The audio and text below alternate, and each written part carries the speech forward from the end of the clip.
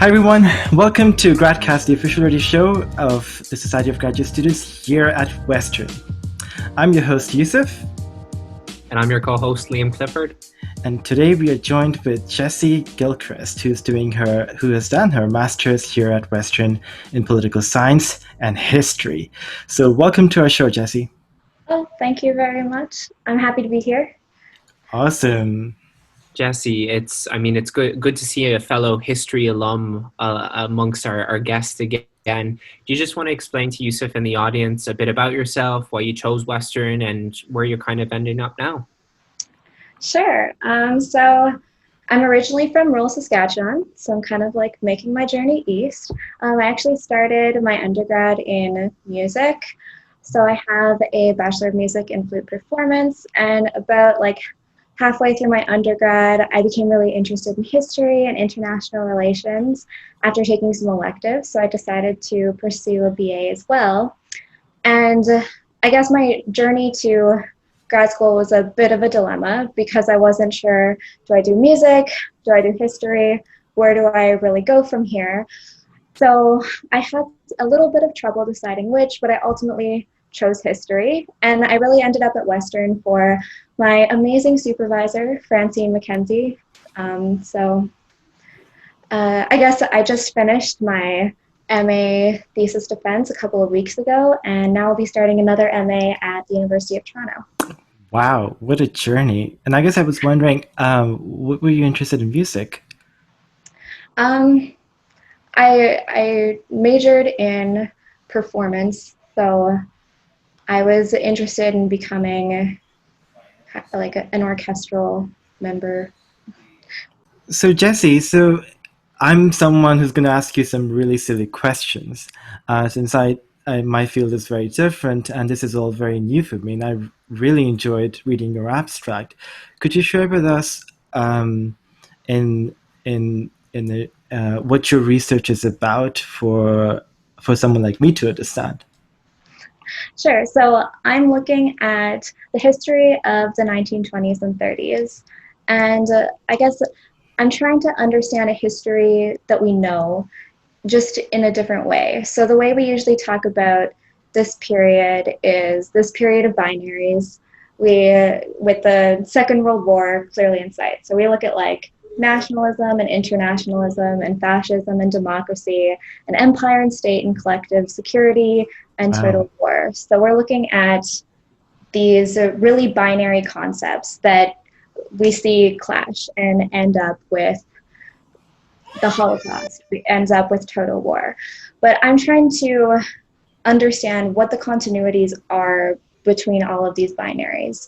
So I'm kind of looking at this period of conflict and turning it on its head to look at cooperation. So I'm using the concept of cooperation between the British Empire and the Italian Empire to try to understand why cooperation really lasts as long as it does during the 1920s and 30s. So some of the big questions I'm asking are, why did they pursue cooperation? What imperial methods made cooperation possible or challenged it? And what does cooperation tell us about the global order during this time? Very interesting. I think that the Italian Empire is certainly one that is misunderstood. I think we so often hear about the British Empire way too much, in my opinion. But what made you choose those two empires as your main focus? Did they have similarities that you found worth comparing? I think they certainly do, but that was more of a question that I had when I was starting my research rather than something I knew to begin with.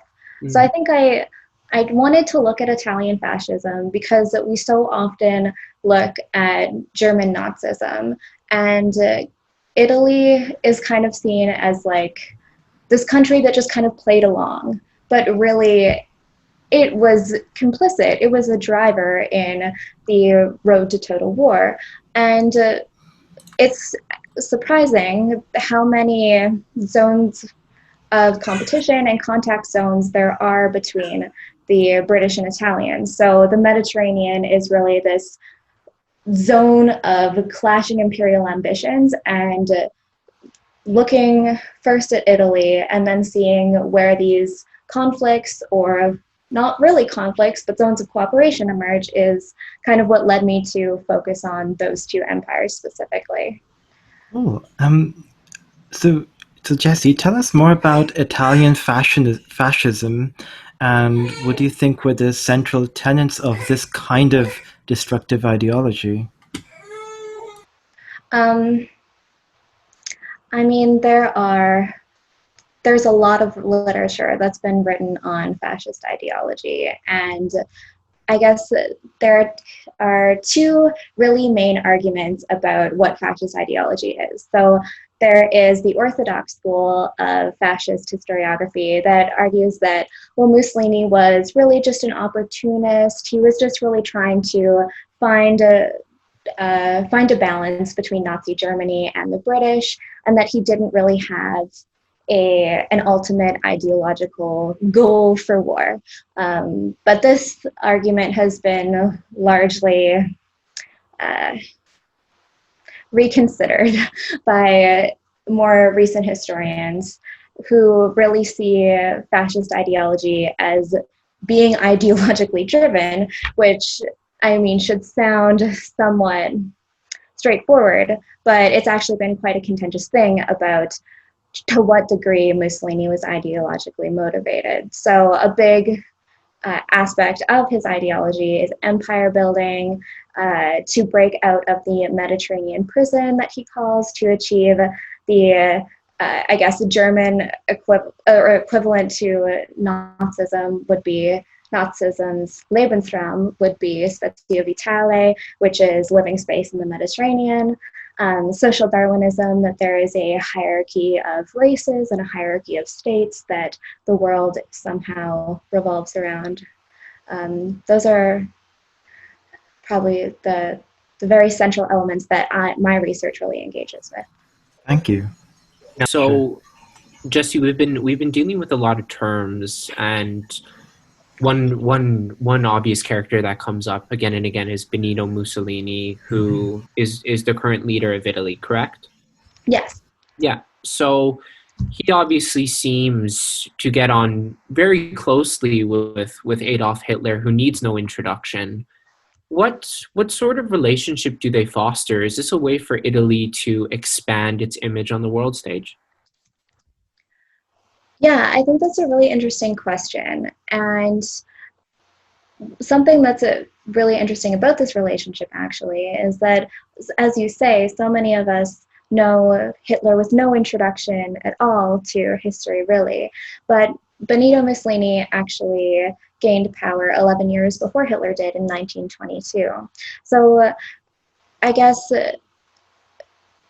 for Hitler, the fascist regime provides a source of motivation, or of inspiration, sorry, but there's also some learning that happens between these two leaders. So they begin to develop a closer relationship during the 1930s, or later 1930s, as we all know. But to begin with, Mussolini is rather skeptical of what Hitler's goals are and whether these goals are going to parallel his or come into conflict with his.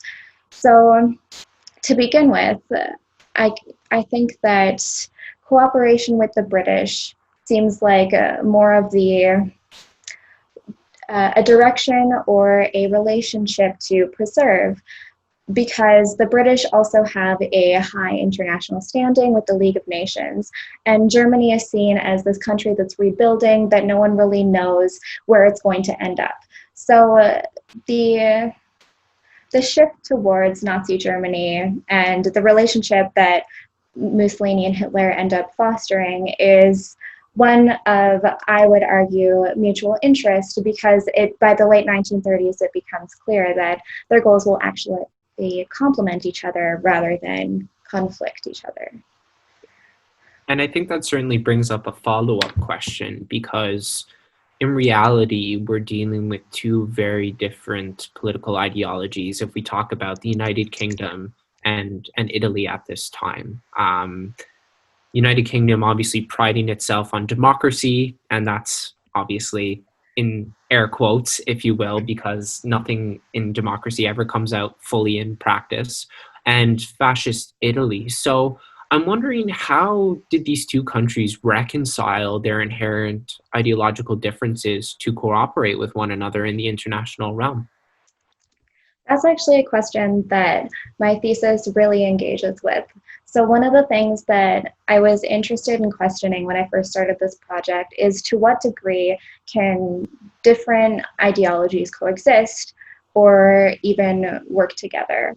And that's kind of what led me to focus on empire, because when we look at how fascist empire and liberal empires work, there are actually a lot of similarities and continuities. So there isn't many differences really to reconcile when it comes to empire, because they have quite similar approaches and use quite similar methods. The main differences that they have to reconcile are who is going to get what.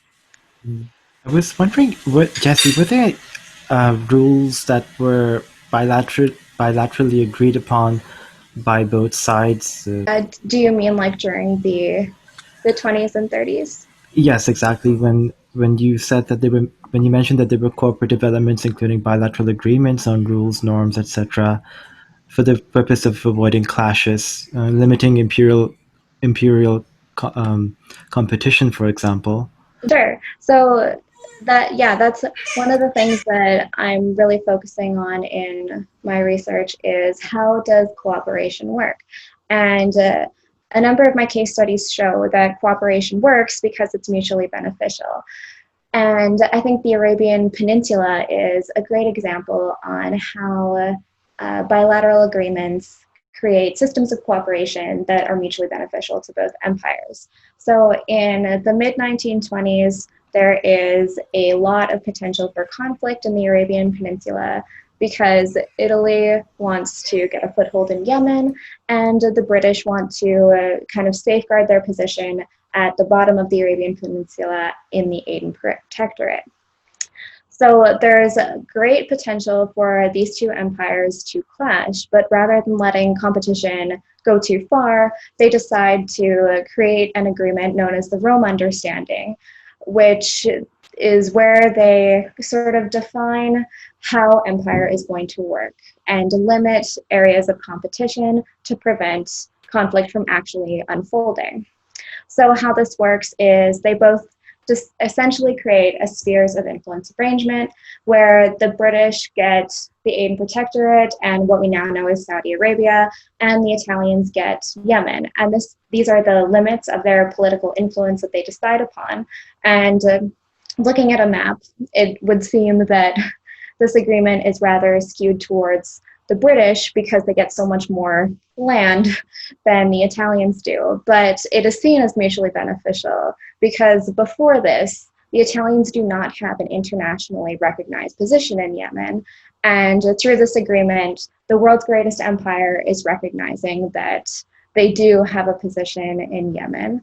And they're also taking on a mutual responsibility to guarantee the security of these borders. So it's both the security of the indigenous populations. If they're going to go to war, they have a mutual responsibility to prevent that from happening, but they also have a mutual responsibility to prevent any other empire from trying to gain territory in this region. So that is, I think, probably one of the most straightforward examples of how bilateral agreements create systems of cooperation. Thank you very much. That's super fascinating.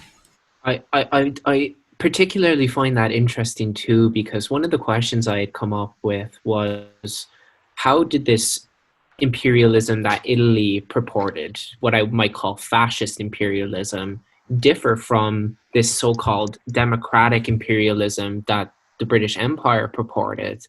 And I mean, it's quite common knowledge, at least in history circles, that in the scramble for Africa, when European colonies were looking to colonize the continent, Italy was quite late in embarking on said, I guess, adventure, as they termed it, for lack of a better term. How does that late arrival to things shape their outlook in the 1920s and 30s?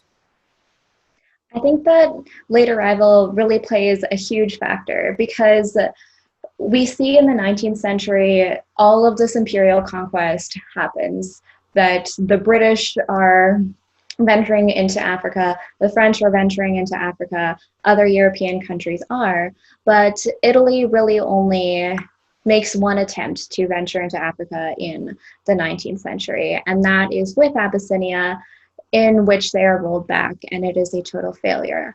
So I think that in the 20th century, this is where we see a tension between how empire worked in the 19th century and how now it's supposed to work in the 20th century. So whereas in the 19th century, imperial conquest was totally okay by the international community standards, the First World War has caused the international community to reevaluate what it thinks is okay for empires to do. And public opinion really starts to see wholesale killings of people in Africa as something that we shouldn't do anymore. But Italy is still abiding by these 19th century standards and trying to expand its empire using these practices. And I think that's one of the things that we point to as a huge difference between fascist imperialism and liberal imperialism in the 20th century. But then if we put this in a broader context, we can see that these practices are actually things that the Italians are building upon, that the British did only a century earlier and actually continue to do in the 20th century. It just doesn't get the same amount of international attention or scrutiny as it does when the Italians do it. Pretty cool. I was really curious, Jessi. I was thinking, have you been following the American politics? I mean, I know you've worked a lot in studying fascist imperialism, authoritarianism, and the conflicts between democracies. What are your views, if you'd like to share, on the current state of America and the kind of difficulties we're facing in having this election as well? How do you view it as someone who's studied so much on these sort of issues?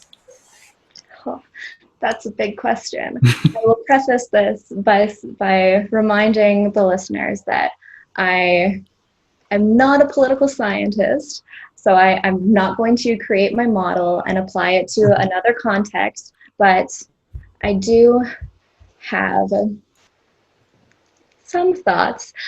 So one thing that really strikes me about American politics right now is how fascism happens. So in 1922, Mussolini rises to power essentially because Italy totally fails to demobilize after the First World War.